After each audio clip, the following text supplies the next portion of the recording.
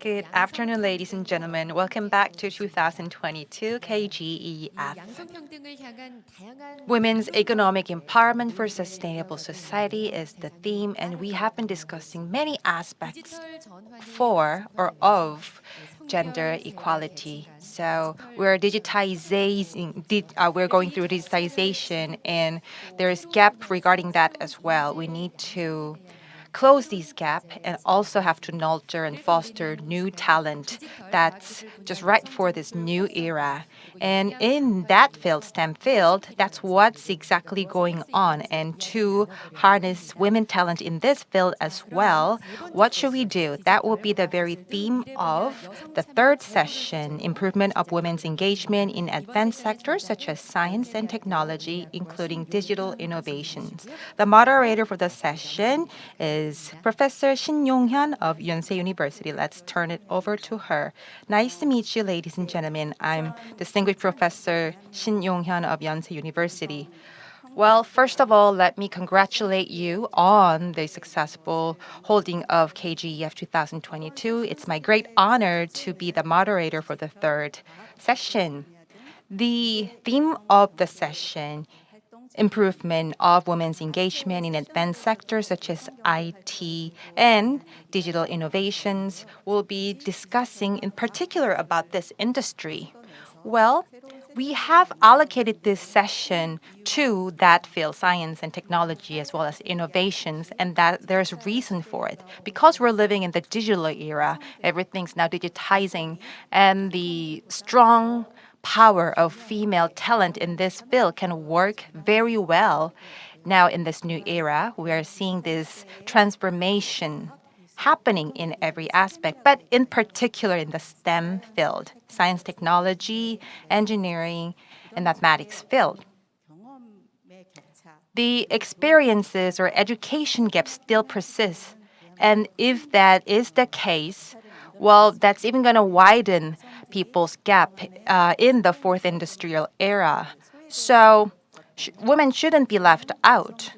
Until now, it has been the case, but going forward, women have to be participating in this aspect or industry even more actively. They have to advance further into STEM area, and that can contribute to not only the national development, but the development of the globe in a big picture. If women to be closing the gap in these area, it's going to help everyone. And that's actually held as an important factor in the agenda of various international organizations. We'll be discussing that here for the third session. Let me first introduce to you our speakers and discussants.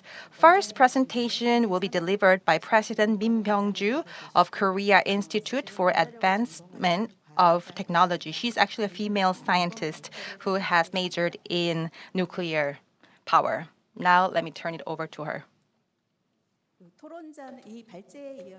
After that presentation, Dr. Alessandra, Colecchia, head of the Science and Technology Policy Division at OECD, will be giving her presentation, and discussants will be introduced later. Now, shall we start? Yes. Hello, I'm ByungJoo, the president of the Korea Institute for Advancement of Technology. I'd like to thank Professor Shin Yong-hyeon for introducing me.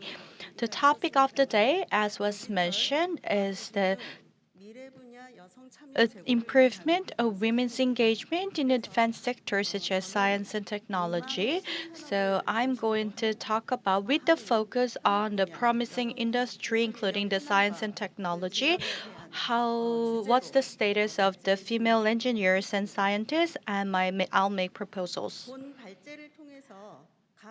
Through this presentation, the importance of female scientists and engineers are growing, and I'm going to touch upon the progress that we have made and where they are standing. And lastly, I'm going to talk about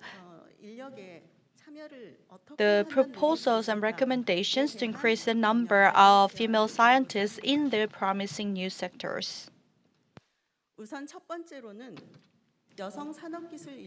First of all, I'd like to talk about the status of the female scientists and engineers.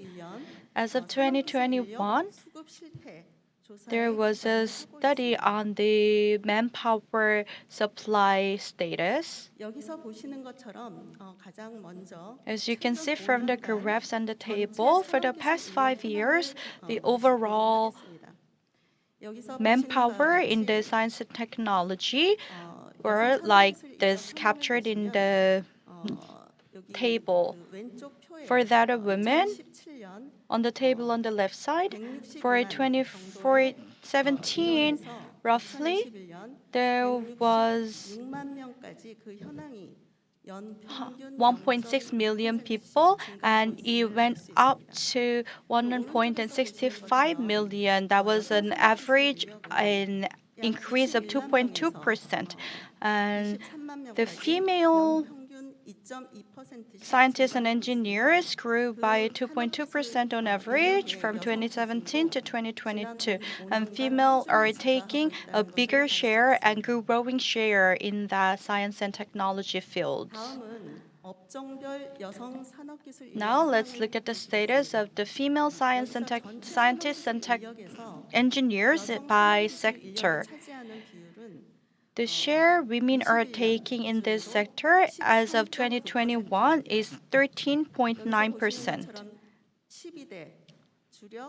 The 12 major industries are exhibiting some of the 12 sectors are exhibiting high number of women, which namely semiconductor, biohealth, fabric, and IT business in that order. The lower shares are being taken by women by the steel, shipbuilding, and automotive. This slide highlights more about the gap of female talent in the manufacturing sector and manufacturing-related services sector. For the manufacturing-related services sector, female talents are taking up higher proportion. That can be shown from the left side of the graph, and on the right side, you can see that on average, a year for the past 5 years, average of 7.5% increase were exhibited. So that 7.5% might not seem significant at the look of it, but this is a significant difference and increase. So we can see that females are taking a bigger and bigger share in the manufacturing services sector that adds more value to the manufacturing sector. Once again, we're going to have a deep dive into the 12 major industries and how the female share in those sectors have changed. For the past 5 years, the women in those 12 sectors have shown the biggest increase in steel, semiconductor, automotive, chemical, and biohealth. From the left ones, the very left ones, to the right ones, and the ones that have seen some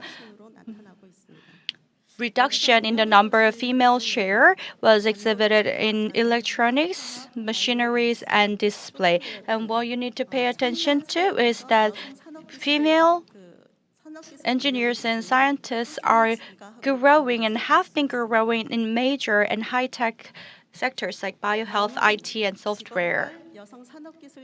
Next, we're going to talk about the changes in the females' proportion by careers or career types. It's categorized into 4, and that categorization follows the statistics agency, Korea Statistics Agency's 7th categorization of the careers. The very far left one represents the managers and the technicians, means the technicians or those who have graduate or master's degrees. The technicians are about machinery technicians, and the assembly career means assembling. And as you can see from the left side, women are taking a bigger share in the professionals and the assembly careers. And if you look at the right graph,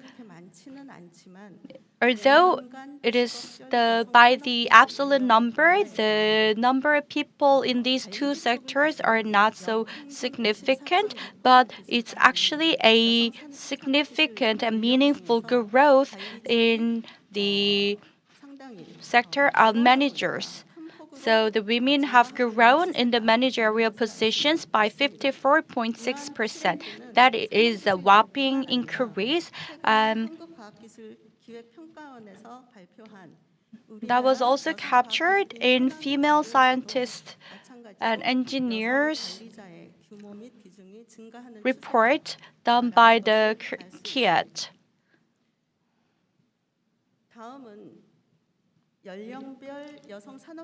Now, the status and changes of female technician, scientists and engineers by age. As you can see, women in their 20s and 30s are taking a bigger portion. And on the right side of the graph, you can see that for the past 5 years, for the increased gap were the biggest for the women in 40s and 50s. That signifies that 40th and 50th women are making their firm hold on the labor market, but at the same time, it also signifies that women who had to have a break from their career are coming back to the workforce. Next, the status by the educational level. As of 2021, people with high school diploma are the biggest, but for the past 5 years, if you see the changes in the graph, then you will see that 12.3% increase has occurred in those who are advancing into graduate school and above. And that has something to do with, I believe, having a lot more women in the managerial position, and especially those women with master's degrees and PhD are going to help and grow in line with the growing demand for the high-tech sectors that we have touched upon before. Next is the status by the size of the company. As you can see from the graphs, for small companies, there's approximately 70% of women are flocking there. But for the past 5 years, if you see the right side graph, the changes, then the small-sized companies are seeing 3.7% of annual growth, but for mid to large companies are seeing a slight reduction in the number of female engineers and scientists. So that means the large companies and small, mid to large companies, sized companies need to see some or need to be on the receiving end of policies helping them to recruit more female. Next, we're going to look into the policies and the achievements that we made through those policies.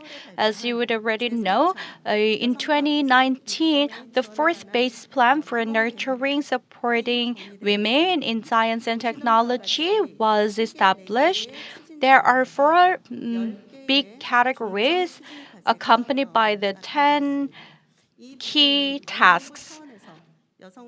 This topic was to promote the quality of female workers and the number of jobs. And that was done by the government as a whole. And if we go deeper into them, then we are providing more STEM education for female students and trying to provide more education targeted towards those STEM and new industries that are promising. And second, global capability enhancement and scientific innovation for female scientists. The government they are promoting female researchers to take more part in the government-led R&D activities. Also, they through more networking and communications or global seminars, we are trying to connect more female scientists across the world. And third, for career growth and bridging the females to grow, advancing into higher level, we are trying to diversify the women's career path, and trying to strike and provide a better balance of work and home. Also providing bridge for female leaders to advance into higher level. And for the gender innovation, the government is trying to promulgate promote the awareness and research on the creative gender innovation, and lots of legislations to back it up. So when we look at those 4 strategies and 10 backup tasks, they all have targets, and they have been used as a metrics for the 4th base plan, which includes the number of female students advancing into science and technology. And the target is to achieve like 70% by 2027. But as of now, the female students going into science major will stand still at 24% roughly. And although it's as of 2019, the employment rate of women in science and technology stands only at 63%. So to achieve the goal we have set under the plan, we need to expand the support and subsidy that are directed to them, and also we need to make them more concrete and flexible. So we have looked into the status and the government policies and targets. And by looking at the statistics, we've seen by the categories of age, company size, and education level, we have seen the status and the changes in the number of female workers in science and technology. And based on the analysis, I'm going to make proposals to increase the number of women going into these promising new sectors. There are 2 of them, but before I go into it,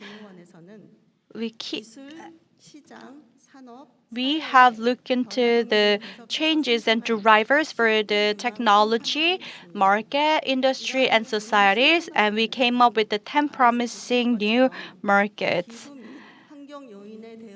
And it is to respond to the social and environmental challenges, as well as meeting the government's needs and targets, and accelerate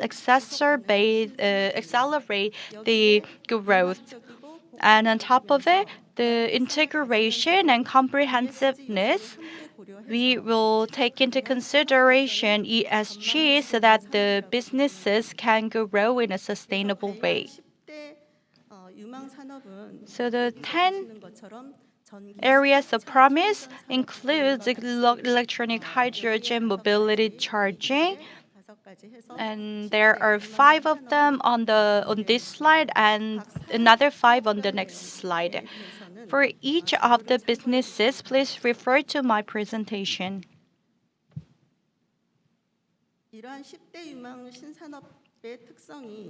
And the characteristics of these 10 promising industries are very converging and integrating by nature. And as you saw from the statistics, the data on female workers in science and technology is very well captured in this table here. You can connect all those 10 promising industries to the manufacturing and services. And though please pay attention to the red highlighted ones by semiconductor, biohealth, and all these high tech. Female workers can take a great role. And in chemicals and software, women can play a bigger role going down the road.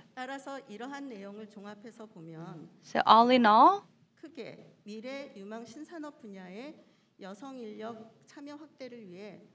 we believe that there are two things need to be done to promote female workers to go into here.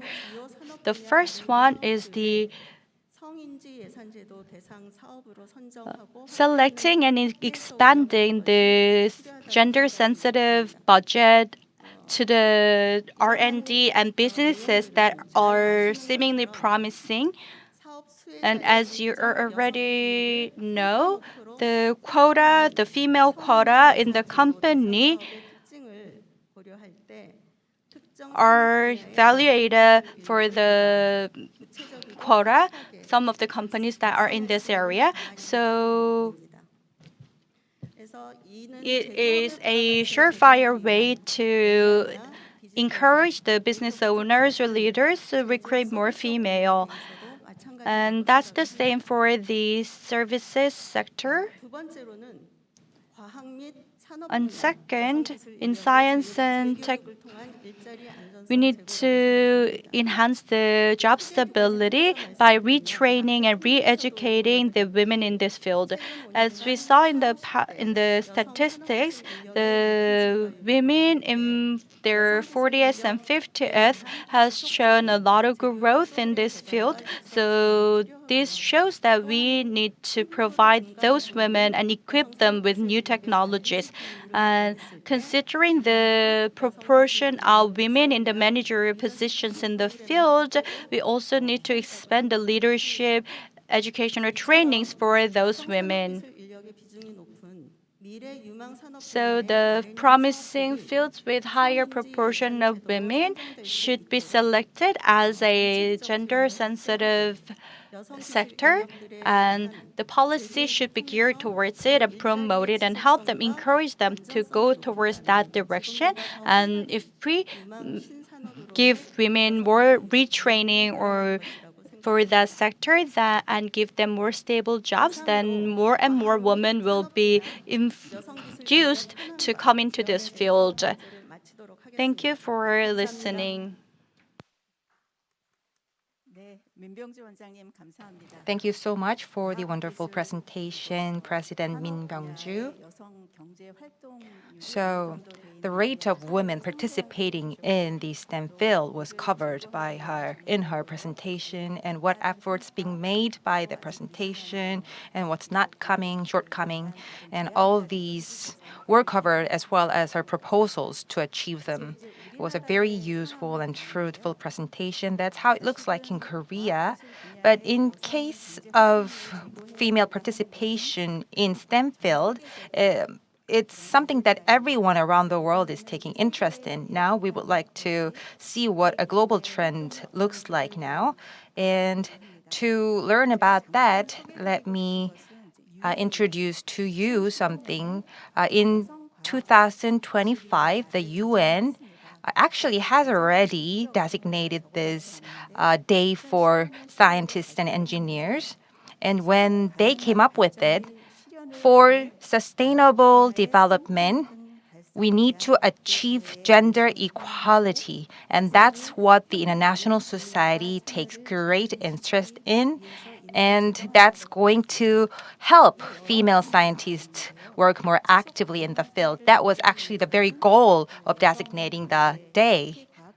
In particular, in the STEM field, increasing the participation of female scientists is very important. Now, UN is taking a step to do something about that. It means that globally, even globally, gender inequality persists in the STEM field. Now, the next presentation will be covering something related to that. Dr. Alessandra Colecchia, I'm not sure I'm pronouncing her name properly. Alessandra Colecchia, OECD Directorate for Science, will be giving the next presentation. Good afternoon. It's a pleasure to be here at the Korea Gender Equality Forum. Thank you for the invitation. I'm Alessandra Colecchia. I'm the head for Science and Technology Policy at the OECD, the Organization for Economic Cooperation and Development, based in Paris. So unfortunately, I cannot be with you live today, but I prepared a few remarks that I hope will be useful background for the forum itself. Let me start with the talk, Closing Gender Gaps in Science, Technology and Innovation. Let me start with identifying the problem. Gender inclusion is an issue of great importance for our economies. Globally, female labor participation rate for women is 26% less than for men. And gender gaps really present themselves in most sectors of the economy, and gender biases enter in our everyday life. And you can see some example here in this slide on the right-hand side on the top. When you enter buildings, the issue is that the architects and designers are male, and they have men in mind when they design buildings. Or even when we drive cars, where gender bias is really a road safety concern, with female drivers more likely to be seriously injured and more likely to be killed in a crash than men.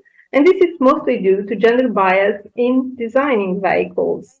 The fact is that men and women have different distribution of muscle mass, bone density, vertebrae spacing. And even when they do crash test dummies, they base themselves most of the time on male dummies. So you have gender bias also in apps, on devices, and even in finance. And some of you might remember the launch of the Apple Card in August 2019, which was investigated after gender discrimination complaints, because apparently the underlying algorithm was offering smaller credit lines to women than men. When you go to healthcare, the situation is even worse, because most of the studies apply to men. This is largely owing to misplaced worries that women hormonal fluctuation can confound results. And this is also the reason why male mice are used most commonly in experiments. So even the studies that are more carefully designed, they're rarely disaggregated by sex. So we simply know less about how drugs affect women. But this doesn't need to be this way, and technology itself can be part of the solution. For example, in the case of artificial intelligence, that may introduce biases itself, but in this case, the case of Regina Barzilay, MIT professor of AI, it was very useful because Professor Barzilay was fighting breast cancer herself, but she developed an AI system that could predict accurately breast cancer in a better way than what it was possible before. So I will organize my presentation, giving you first some stylized facts based on OECD data. I will go to the roots of the problem, some of the outcomes, and I will end with what can be done. I'll start with R&D statistics we have at the OECD, and we can see that the women comprise just over 1/3 of all researchers in OECD countries. Of course, this varies across countries. You can see on the left-hand side, in Latvia, there is almost gender parity in research. And on the right-hand side, you have the countries that are lagging a bit behind, including Korea. We have data and experimental data based on the OECD International Survey of Science which tells us that women are really underrepresented among lead authors of scientific publications. 25% of those are women, the red bar. And this is really different according to the scientific disciplines. So we have 45%, almost gender parity in social science and psychology, but very little women participation as scientific author when it comes to physics and astronomy on the right-hand side. If we use patent statistics, the situation is even worse, with only women accounting for 10% of total inventors across countries. And when we go to the internet use, which basically is the basis for participating in the digital transformation, you still see some disparities. You see gender parity for the countries in the middle of the graph, but you see disparity in internet use between men and women for the countries on the right-hand side of the graph, including Korea in the red box. And when you go to digital skills, then you see with the statistics that even at a young age, we're talking here about programming skills, this gap is there. The women are on the left-hand side, the women are in the dot, and the men are in the diamonds. So across countries, there is this disparity, even at a young age for coders between 16 and 24 years old. And if you go to the right-hand side, you see some experimental metrics based on R package authors. And R is a software that is commonly used to do big data analysis. And you can see that the teams of software developers are mostly men. And this can introduce bias. If you think about the importance of big data analytics nowadays, or artificial intelligence, the fact that there is no diversity in the teams of software developers can introduce biases in the analysis itself.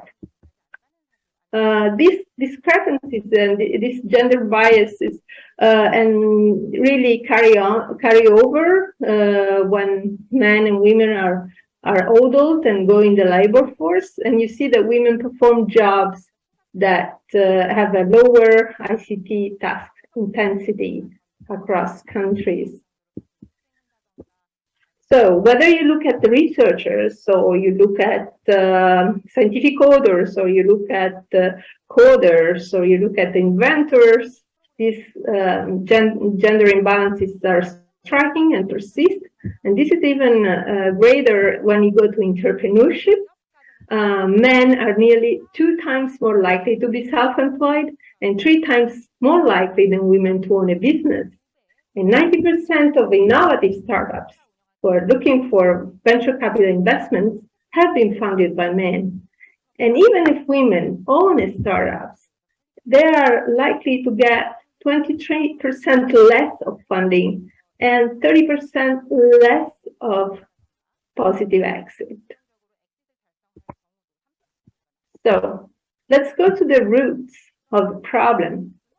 Again, looking at statistics and girls and boys in science at school through our PISA survey at the OECD. So these are surveys for boys and girls of 15 years of age.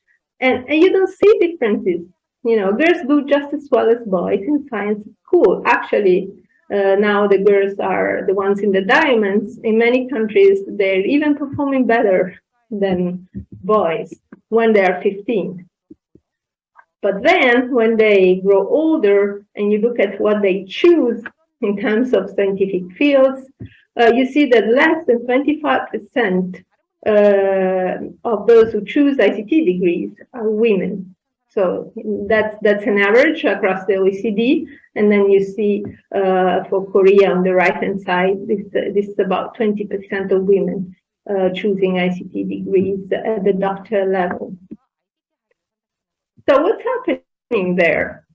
If you ask a 5-year-old to draw a scientist, roughly half of the drawings will feature a woman. If you ask the same kids when they're 10 years old, 25% of them will draw a scientist as a woman. And that percent goes down as their age increases. So what's happening is that we live in a world and in a culture where there are stereotypes. And this is reinforced by communication, by social media. Here on the right-hand side, you have a Google search for CEO of companies. And 2/3 of the times, what you get as top searches are pictures of men. These stereotypes are hard to get rid of. Even simple policy intervention are not robust to these stereotypes that are embedded in our cultures and societies. In terms of outcomes, again, some data to show you that when it comes to women scientists, their employment contracts are less secure. So the women are in the red bar. They have more fixed terms contracts, so they're less employed as permanent employees. And in terms of wages, it's even more striking. There are differences. So between women and men scientists, on average, women earn 5 to 6% less than men, but this is on average. And really, there is no reason for this to be the case, because if we control also for the research output quality, we're talking here about researchers that really have the same quality of research, yet there are these differences. And this is across all disciplines. But when it comes to, for example, engineering and computer science, the wage difference between a woman and a man goes up to 27%. When you go to management type of work, 15%. This is not justifiable. So what can be done? We have a repository at the OECD, which is called the STEEP Compass. So it's a big knowledge infrastructure that gathers together more than 6,000 policies in the area of science, technology, and innovation. And so we also have a picture of what's happening on SDI policies and gender. So there are quite a lot of countries, like 90 countries, 19 initiatives that are about funding for supporting women in science and technology and so on, and other many initiatives. But what we see is that these are really fragmented initiatives. They are taken by ministries or other institutions, but not in a coordinated way. So what can be done? At the OECD, we have a repository of policies in science, technology, innovation, over 6,000 policies across almost 60 countries. And we can actually look at policies of science, technology, innovation policies that support gender. So we see what countries are doing in terms of funding initiatives, in terms of communications, etc. But what we see is also that all these initiatives are really fragmented. All these institutions, ministries, organizations act independently, and there is really little coordination between education, science, and innovation actors. So this graph up here, which is a bit small, I hope you can see it, is showing that it's not just a question in terms of policy, it's not just a question of supporting individual women scientists to go from secondary and tertiary education and then on to research careers through PhD and postdocs. It's not just that.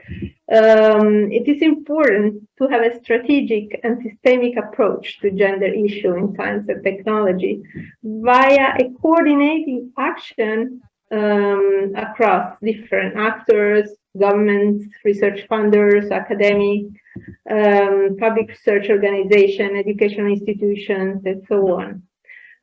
So there are some positive feedback loops that can help to act against these gender biases. For example, You see it under number 1 in green.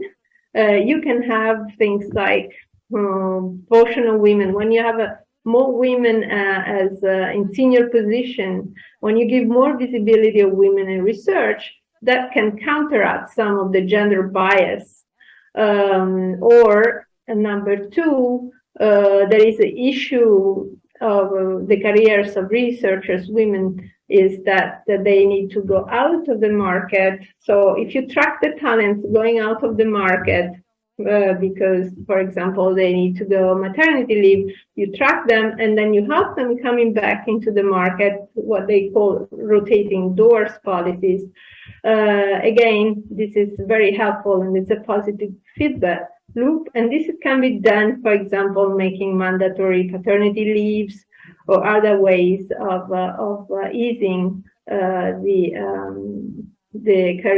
situation of women in the workplace. Same thing under number 3. A lot of women do more caring than men. They care about the children. They care about the elderly. So having policies in place that can lighten those care responsibilities really help. So again, the main message here is not to just do simple policies like funding or other initiatives that are fragmented, but try to act from a strategic and systemic viewpoint. My last point is concerns the evidence that we have to be able to do policy making in this area. It's really important, and that's what we do here at the OECD. It's important to mainstream gender in all our statistics for science, technology, and innovation. It's important to be creative and use experimental tools to track the condition of women in science, technology, and innovation. And not just quantitative indicators, but it's important to monitor policies, because it's only by sharing and learning from best practices that countries can advance together. So you have there some examples how we are doing it on the right-hand side, some of our initiatives, the SDI scoreboard, the OECD Going Digital Toolkit, our survey of researchers that can break down gender, and so on. I will stop here. At the end, we will have some of our links and resources that could be useful read for all. Thank you very much for your attention, and I wish you a very productive discussion.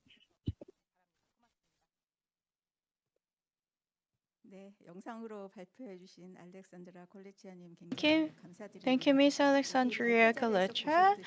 As you saw from the presentation, across the world, the gender equality in the science and technology fields are very far-fetching dream. And another thing that we need to pay attention to is that when we looked at the gap, Korea is one of the lower tier countries.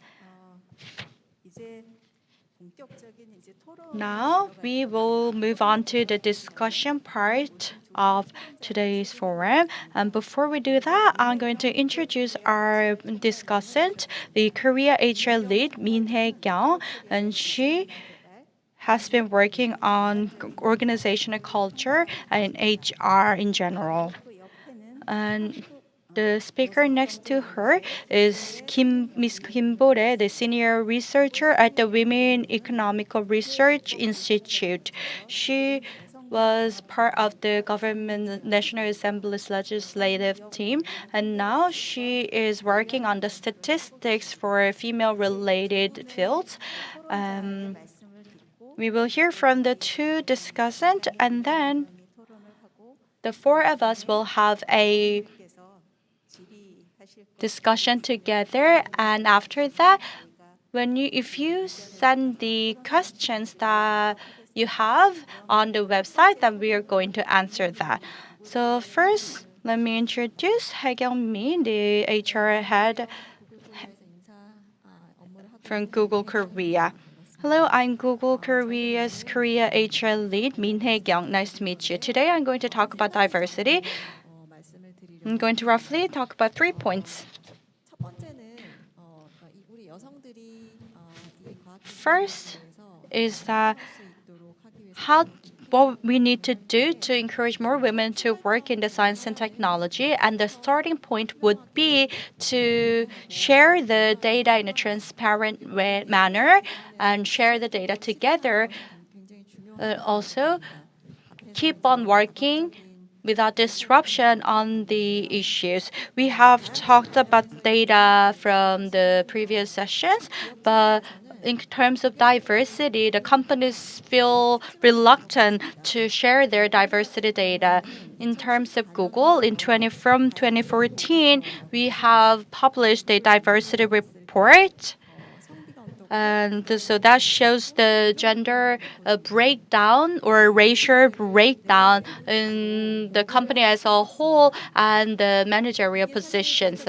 And that was disclosed internally and to the outside as well. The figures were not so what we can be proud of, but by just disclosing it, that reaffirmed our commitment to improve upon that. And on a yearly basis, we disclose it, and on a open forum, we can discuss it. And we were making measures to work upon it and improve it better.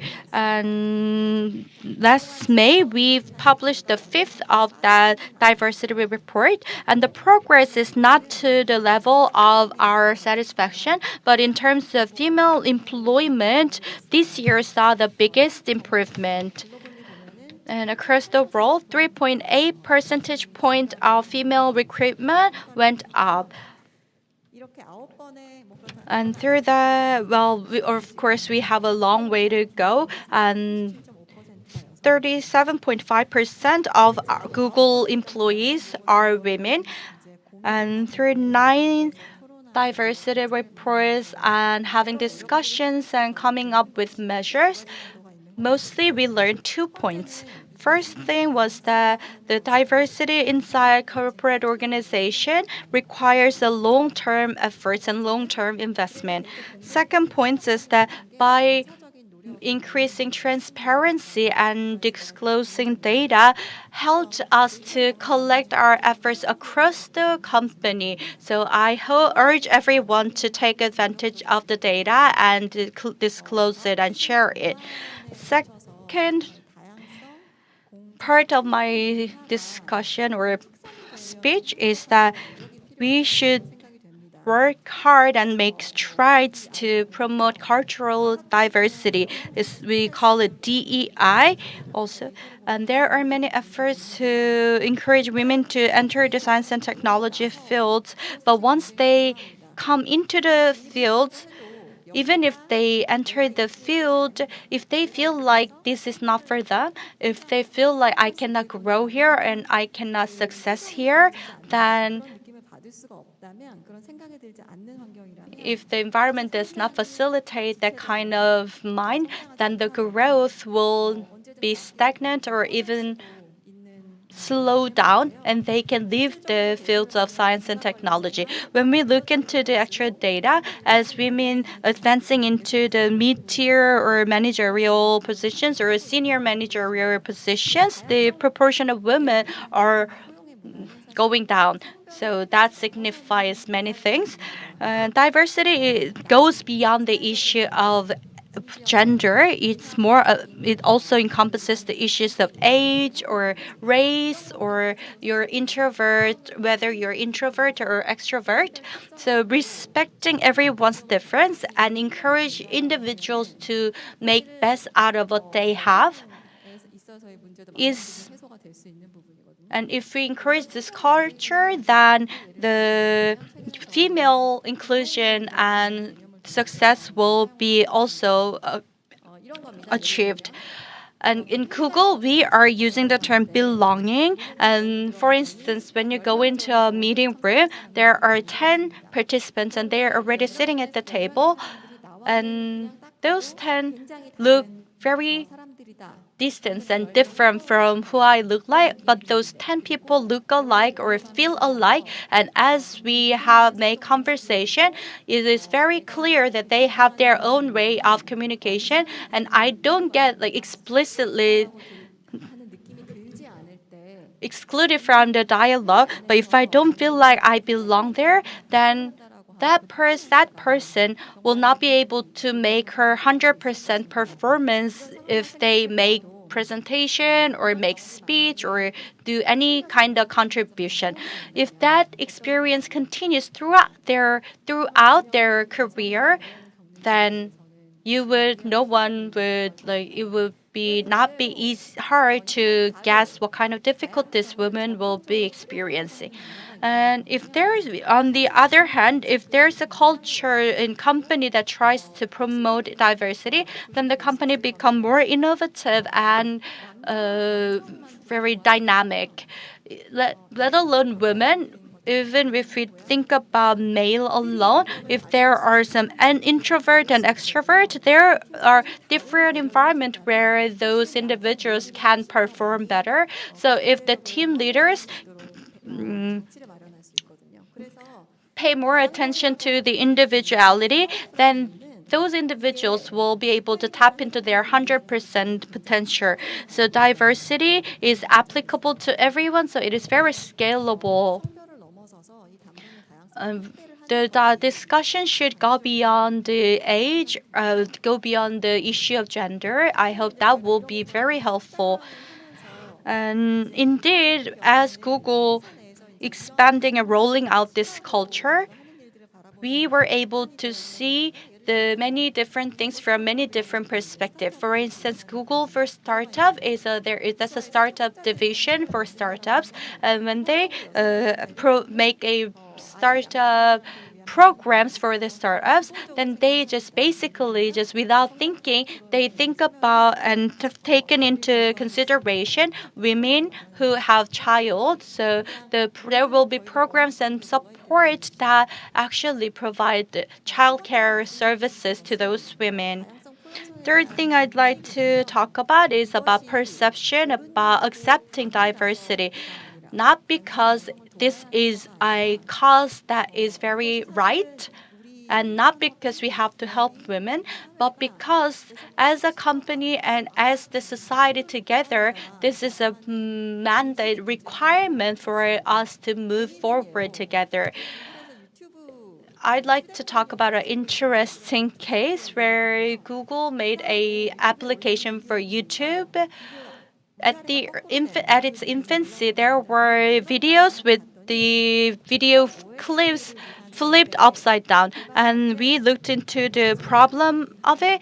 But that was because when the operating system was developed, they did not pay attention to the left-handed people, so they were flipping their phones when they were trying to film something.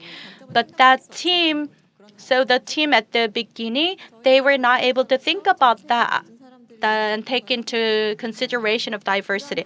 But Google, as we are a global company, if we cannot take all that into consideration, diversity, then we will not be able to be as successful as we are down the road because we target everyone across the world.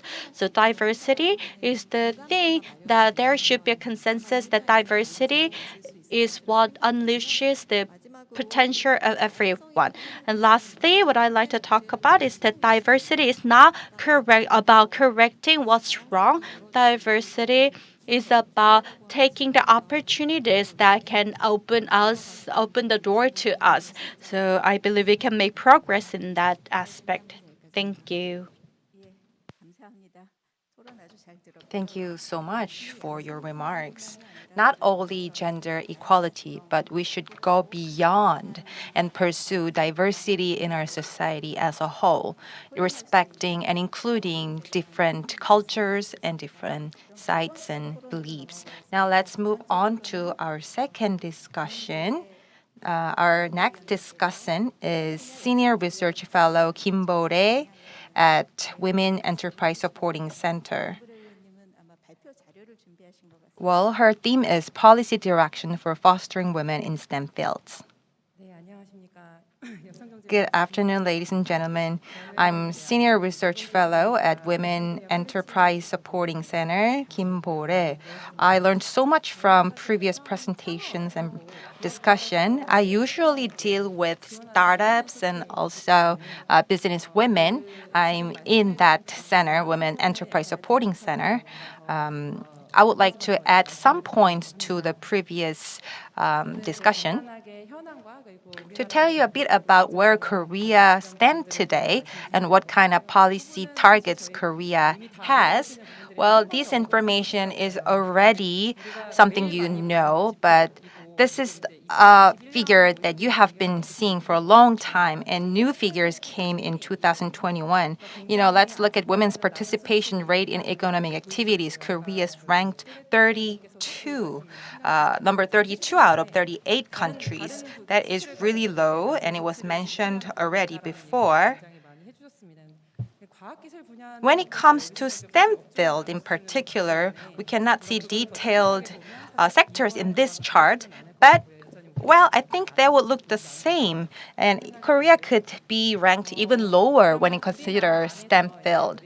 Now, under such circumstances, when we look at scientists, engineers, before everything else, we wanted to take a look at the college students. We had this reset survey that tells us about that.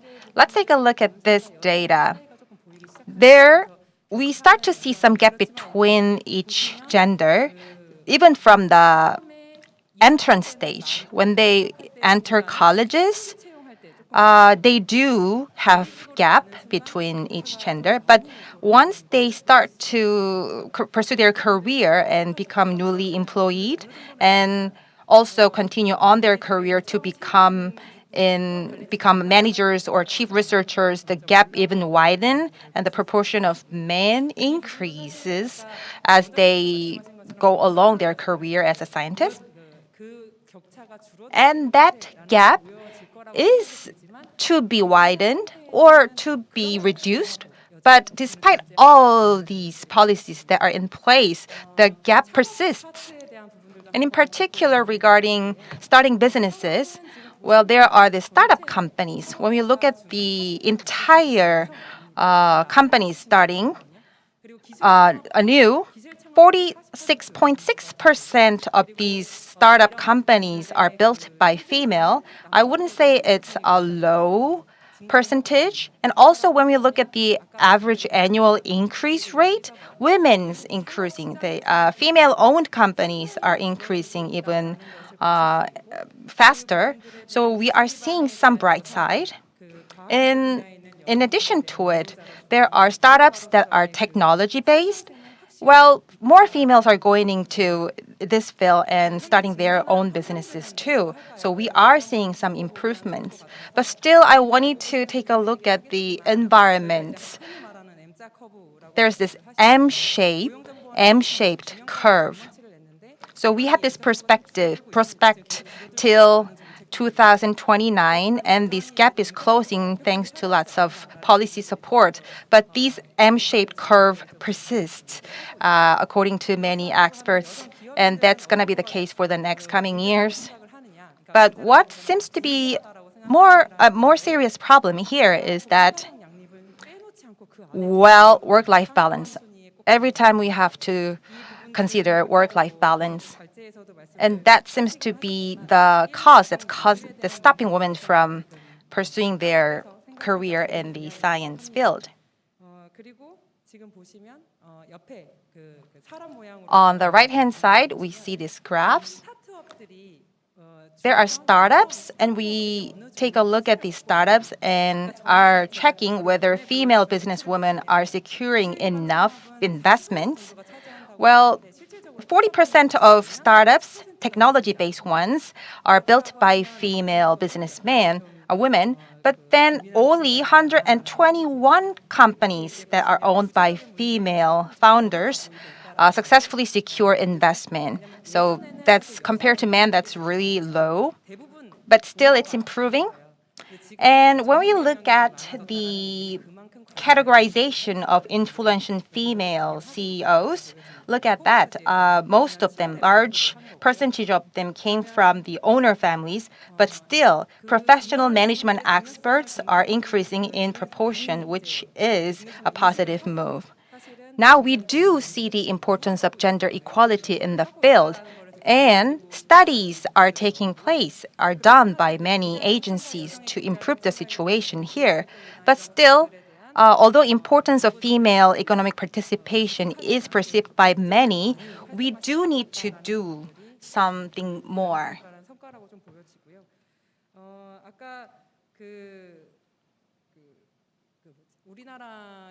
When we look at details of Korean situations, because I work in the field of female businesswomen, in my personal opinion, legal system is in place and policies to help female business owners are there as well. But still, you saw these figures, ranks, where Korea is not doing fine. We have these policies and systems to support scientists and engineers. In particular, in the field of business, though, my center is doing a lot to help these businesswomen to survive in the situation. So there were these basic support policies. And in terms of supporting business women, there is competent authority doing their job. Ministry of Science and ICT, and also Ministry of SMEs and Startups. They have these policies in place. I wouldn't cover details of the policies they offer, but despite the existence of these policies, although there are policies, the gender gap in STEM field is not closing. And what's stopping it? What's causing it? When we talk about economic participation of women, many say to increase capabilities of women, we need to do a lot. In particular, helping these business women will increase economic growth, creating more jobs, and that we can actually put them in figures. If a company is owned by a woman, or if a company is established by a woman, they tend to hire more women in the company. So we took a look at these figures. We took a look at it and also compared it with companies started by men as well. And when we looked at them side by side, we could see that these female-owned companies are more likely to hire more women. We have this low fertility rate, low birth rate, and lots of problems that's coming with it. And we have so much to address when it comes to that problem. Now we need to build a virtuous cycle. This is the virtuous cycle we need to secure, and this is the policy projects we need in place. First of all, we need to nurture, foster excellent STEM female manpower. Last year, we looked at the Kosdaq-listed female-owned companies. They were technology-based, and they grew to be listed.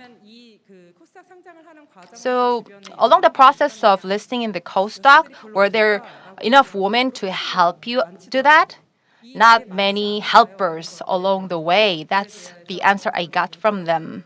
So what was the problem when you were doing that? All these female owners said that changes are taking place, but actually maybe the gender bias or misconception or the social culture or tradition, maybe this is preventing them in some ways.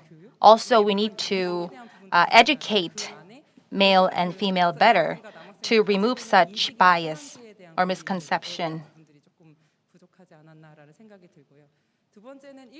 And second would be the issue of life-work balance. This is closely related with perception or perspectives as well. When it comes to work-life balance, many of us say that it's about women, but actually it's not only about women, it's about everyone. We have to change the way we work as a whole. as women go through their childbirth and childbearing, especially the executives or managers who are female, they said they had to give up a lot to achieve all that. They had to juggle between work and life because they are women. But that's not the case for many executive men or businessmen. So there were certain things that they had to give for these women who are working actively in the science field. So many of us still have this bias, and business women still suffering from all these situations think that it's a problem of decision making, and they have to decide between these two, work and life.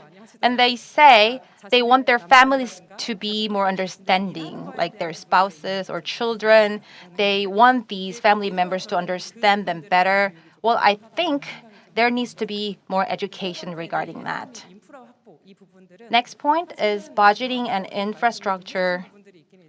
We need to secure better infrastructure. When we conduct studies on women, we need to do it right.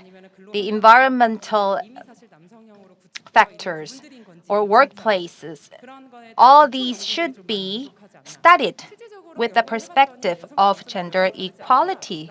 Well, we have to know whether there actually are factors that are causing this gender inequality in workplaces. So we do need to go through certain budgeting or infrastructure perspective studies, and actually more fundamentally we have to ask what are the differences between male and female. Starting from that very basic, we need to come up with more detailed and targeted policies. So basic studies is what we need fundamentally, and based on the study results, we need to implement our policies with effect. Lastly, creating right environments. Just as I mentioned before, basically for women to work harder or more actively, the environment should be right, but not right for only women, but for men and everyone as a whole. That's my last point. So I had this focus on startups and businessmen and women. Maybe I would like to listen more to you about this too. I hope I was helpful. Thank you. Thank you, Ms. Kimbore. Female entrepreneurs and she are working very closely, so she's touched upon many pragmatic points, and the phrase that they had to give up on so many things were very brought home to me. Well, now we are going to have a discussion amongst four of us, and I was given a list of questionnaires or discussion points that we need to talk about today. And discussions are mostly about what we can do and what kind of policies can we make or subsidies can we make to encourage female workers. But the questions what we were given was what I can do to prepare myself to go into the fields of science and technology, what I can do to prepare my child for that sector. And so the subject was changed from the governments to the individual, so I was really touched upon. So there were points that I wanted to ask to the discussions, the panels, but I think it's better if I touch upon the questions first. So the President ByungJoo and HR head Min Hae-kyung are the targets for these three questions. Female participation in the science and technology needs to go up, and the science and technologies are important. But then what I can prepare myself to go into the field? Many people have given this question. What kind of major do I need to take? Or how do I educate or training my child to go into that field, or what kind of re-education to enter that field? Is there any system or policies to encourage that? So would you two please take turn to answer this question?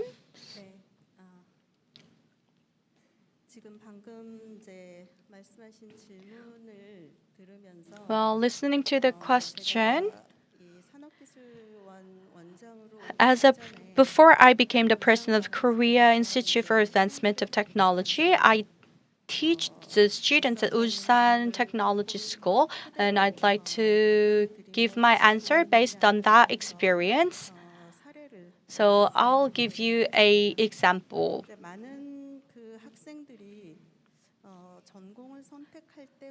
So many students, when they decide on their major, in Korea especially, the parents' influence is very important and big. So what kind of industries or sectors will become more important or promising is very the area where people are interested in. So the students wanted to go to the sector that looks promising down the road. And I told you that I was involved with nuclear energy as well, and the nuclear energy has been in the down low, has been sluggish for the past years. Some students just moved to the other major and just left the sector of nuclear, and they asked me, many of them asked me, is it okay for me to stay in this field? And my answer was that when you look at the technology cycles, by 10 years cycle, some sectors boom and some sectors did not. And that cycle, an interval of that cycle is in 10 years. So like that was happening for the shipbuilding, and now IT and electronics is booming. But you don't know how that will change when you grow older. So what I told them was that it can change in the interval of 10 years, and there is pros and cons. The sector can grow better and improve when good students flock to that field, but at the same time, you would become more competitive, and you should strengthen your competitiveness if you want to go into the field. So when you decide on your major, you should first think about what you can do good. And especially in terms of education, you should build your fundamentals strongly so that you can move on to the application or integration with other fields. The hot topics of the day, artificial intelligence and big data. For those two sectors, you should have a strong fundamentals in mathematics, that you can have the reasoning and the algorithm way of thinking so that you can improve and you can propose or give some values in those sectors. I hope this answers your question. Could you give an answer, Ms. Min? Well, many are interested in IT sector. How can we work better in the IT sector? There were some questions about that too. For the years to come, software engineering will be promising, and they will be needing more manpower. There are results of studies saying that. So more manpower or talent will be needed in that field. In the case of my company, computer science, of course, is the major that many employees chose. And it was just mentioned by President before, I actually wanted to highlight once again. It's not only about how promising the major is. Well, if you are not actually suited for that major, no matter how promising that major is, you're more likely to quit. So when you're choosing your majors and career path, you have to think first whether you can do it well, whether you feel interested, whether you're passionate about it. But while you're exploring that, you might want to expand your options and you want to expose yourself to diverse majors or diverse sectors. There's this program called Mind the Gap. In the field of software engineering, we don't have many female students coming in. So before they choose their majors, when they're still in elementary or secondary schools, these female engineers, female engineers, visit these schools and meet these young female students and tell them in easy words, software engineering is something that you can choose. And also we invite their parents to hear more about software engineering so that their children can choose this path to become a software engineer. When these students come to these sessions and learn about this field, they get to take away a lot. They say, I had no idea what software engineering was before, but thanks to these sessions and lectures, I could learn something. And now that's the kind of exposure I'm telling you about. You have to be more exposed to diverse fields and be familiar with them. As mentioned just before, to help students familiarize themselves with various fields, we might have to introduce more programs. Yes, I'd like to add some points to that. Of the questions, well, it was already actually mentioned by Ms. Colecchia. And there is a stereotype about STEM that women will not be interested in science and women are bad at mathematics. This kinds of prejudice, people have this kinds of prejudice, and I believe it's really important to break that mindset. And as was mentioned by Ms. Min Hye-kyung, the science and technology is not something those those in the specific field should pursue, but science and technology is all around us, so there should be many more exposure experiences where students can have like lecturers or some female scientists or engineers going to school and give lectures. And for smartphones, although it hasn't been around for that long, but we cannot live without it. And there are people, for those people who have not had access to smartphone and new technologies like this, so by policy, we need to make sure that a universal provision of or have experience of experiencing these kinds of technology should be in place, and the government is already in the right direction, I believe.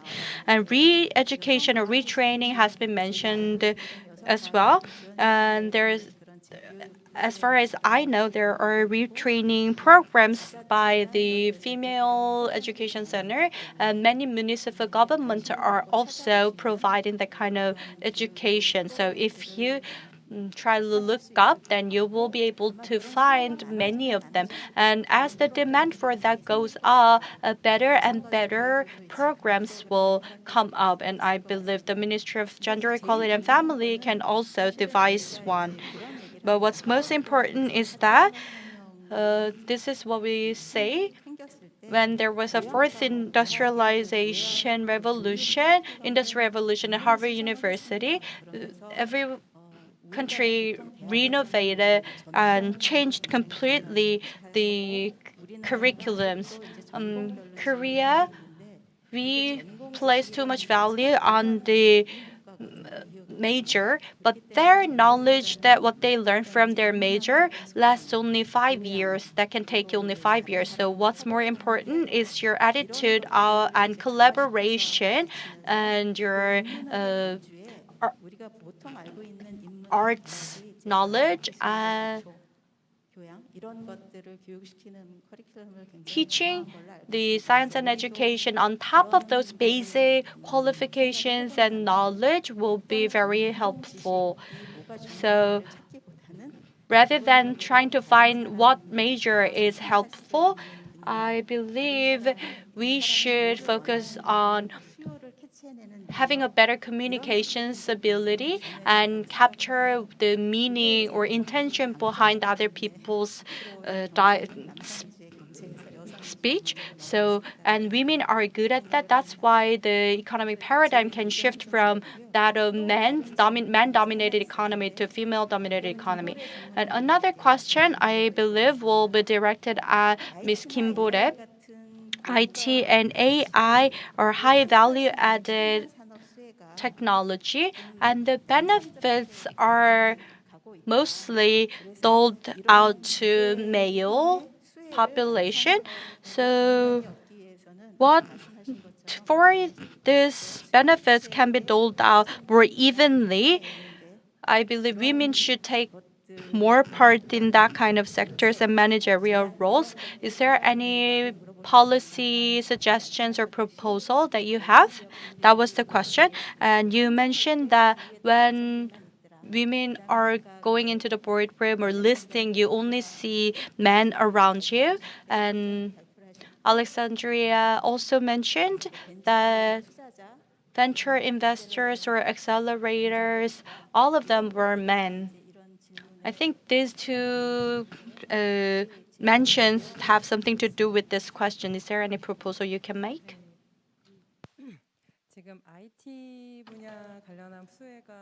So when it comes to IT, for example, R&D and other support that's actually more focused on men, actually compared to those support going to men, I have to admit that these policies are rather centered around men.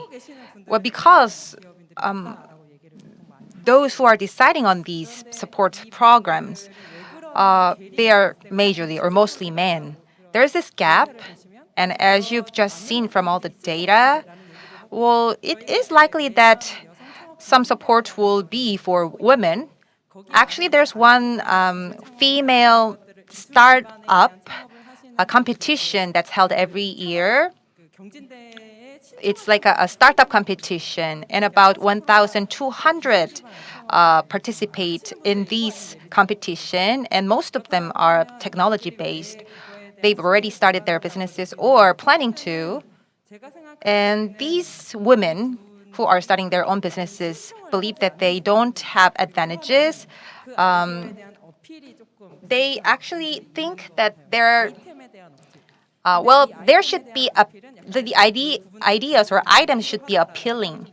And for that, we need to educate these business women better. We have to teach them how to be more appealing when it comes to PR or when they're promoting their businesses. That's something they do perceive as well. So from about 2 years ago, we did introduce a certain proportion of women in the judge because the items built by women are most likely to be like home appliances or very related to the home use. For example, milk heat or for example, Market Curly, one company that's actually, they all started from a woman's need that these groceries needs to be delivered fresh in the early morning. Just like that example, many of these female-owned businesses, the items come from daily lives. That's more likely so for female business.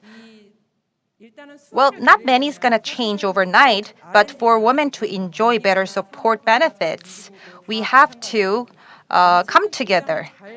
All these authorities, they're coming up with the right policies, not only the SMEs or the startups or science field, as well as the Ministry of Gender Equality and Family. They're all coming together to put in place right policies for women, but then how women are going to utilize these policies, and how are we going to make it easier for them to use these policies?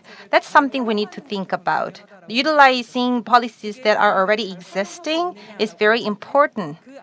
So do women actually benefit from these policies?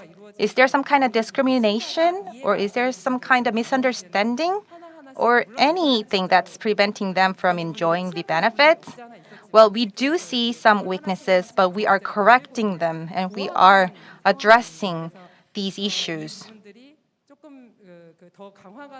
Now we need to come up with more works to actually close the gap. Now, those of you who are now starting their own businesses, you need to make your information more accessible, because starting your business is all about information. You need to be able to communicate better.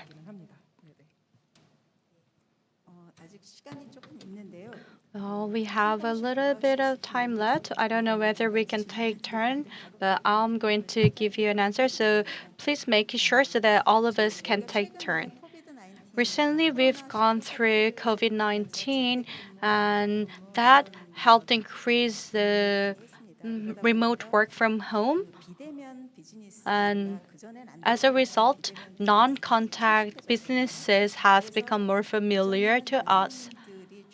Before, men had more advantage because they had better network, they're better networked and connected. But this was a chance for women.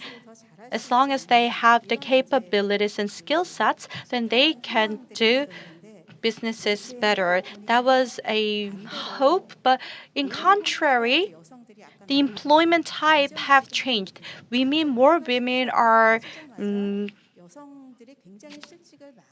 mostly in the irregular work, so temporary work, and many of women were fired from the companies.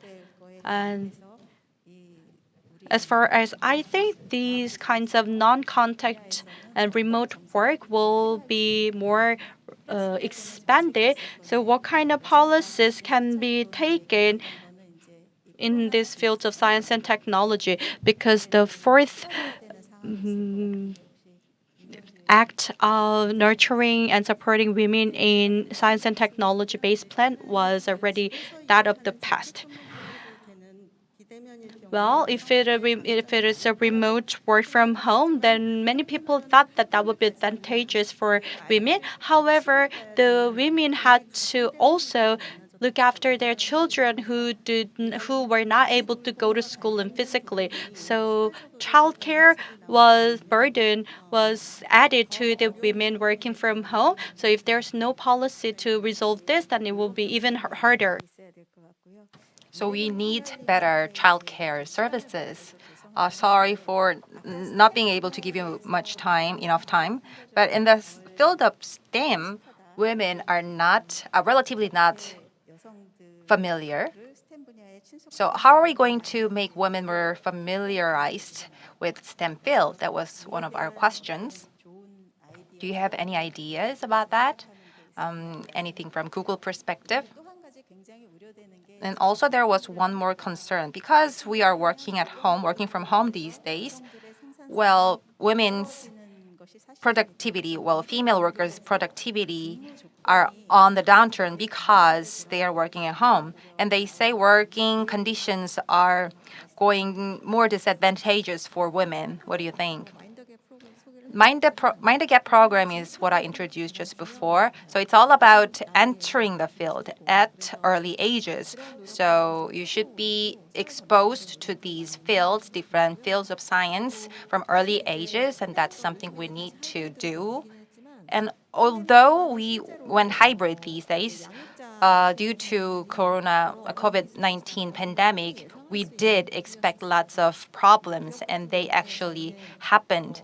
In case of companies, despite all that, we do not focus only on women. We wanted to have the focus on parents, not just women, mothers, but fathers and mothers, all about removing bias, because we didn't want to create any gender bias when it comes to child rearing. We had to provide flexible environments for these homeschooling and to provide them with better flexible working hours. We actually expended child rearing leaves or child rearing hours for them. That was what we did during the pandemic. Actually, we have so much to discuss. We want to talk more, but then due to time limitations, we might have to conclude the session.